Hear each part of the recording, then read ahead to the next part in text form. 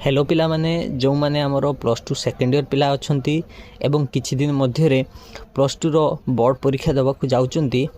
तो सेमान को पई वीडियोटी बहुत इंपोर्टेंट होगा को जाउची जे आज रो वीडियो रे आमे सिखिबा जे आमर answer sheet row first page आमे केमिति फिलअप करिबा। या बहुत गुरुत्वपूर्ण वीडियो जदि आपण मानकर एई फॉर्मटी भूल हो जाए ताहले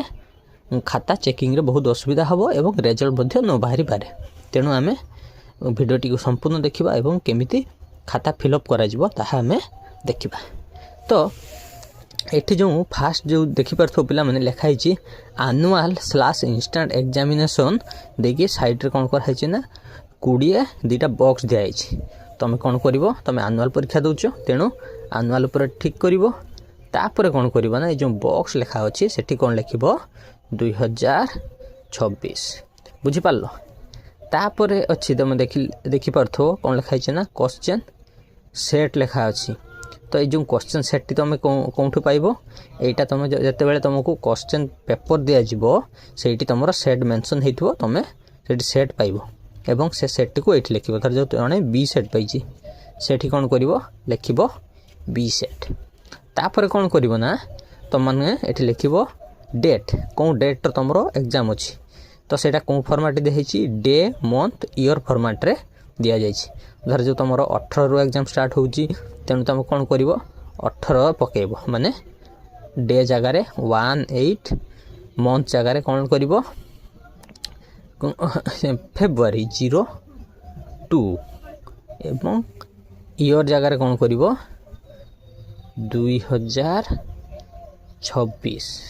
ओके। देन एठी कौन हम सब्जेक्ट जगार तुम जो सब्जेक्ट अच्छी से सब्जेक्ट लिख धर जाऊ तुम MIL अच्छी MIL ओडिया ओके। देन एठी कौन कर ना जो पेपर लिखा अच्छी ये पेपर रे कौन सी किसी लिखा दरकार नहीं यहाँ छाड़ीदेव। देन तुम मैंने कौन कर सीधा एपट को आसब बुझीगला। ये जो एठी मध्य कौन लिखाई annual/instant examination लिखाई एठी तुम कौन कर ना annual स्लैश कर पुणी 2000 जो लिखाई से कौन करदेव 2026 करदेव। पुणी डेट टी मध्य सही सेम डेट टी मेंशन कर 18 तारिख परीक्षा होची माने 18/02/2026 ओके। यही भाया तुम लिखिदेव। एठी मध्य कौन कर तुम सब्जेक्ट लिखाई सब्जेक्ट लिखिदेव कौन MIL ओडिया ओके। देन तुम कौन कर क्वेश्चन सेट ये जो क्वेश्चन सेट लिखा अच्छी सेठी कौन करा जिवो धर जो तुम बी सेट मिली बी सेट रे कौन कर बी सेट रे राउंड कर बी सेट रे राउंड कर सारा पर भल कि राउंड कर ओके भल कि राउंड कर तापर कौन करिवो ना एठी बी सेट तुम लिखिदेव। तापर ये जो रोल नंबर अच्छी तुम रोल नंबर टी को फिलअप करिवो एटा भलो कि डार्क करिवो जेमिति कि पूरा वृत्तटा हमर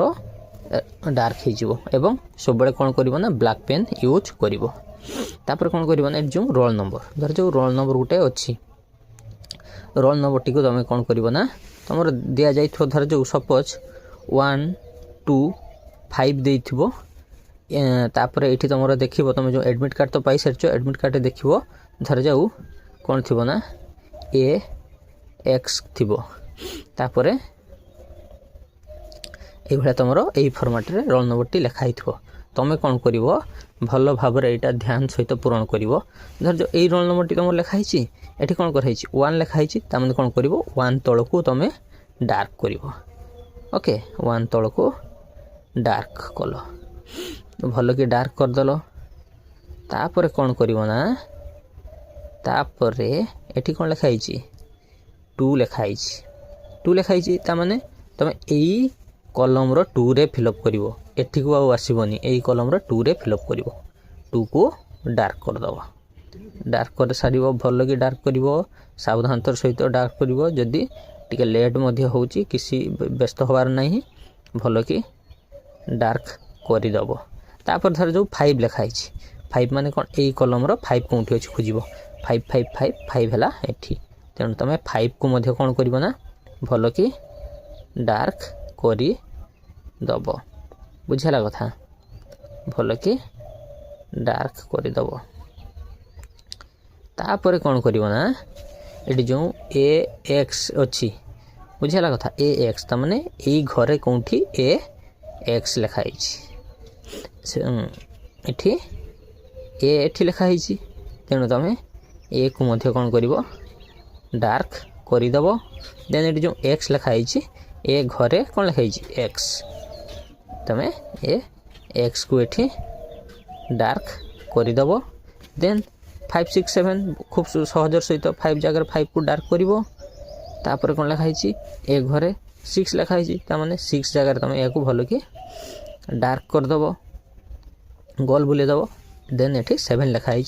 ता तल को 7 तल को 7 को ये भल कि डार्क करी दब भल कि डार्क करदब मोर एठी टिके रही जाउची किंतु तुम कौन करिवो ना पूरा पूरी भाव में घरटी को कवर करदब डार्क करिके बुझला कथा भल कि कला करदब तापर कौन करिवो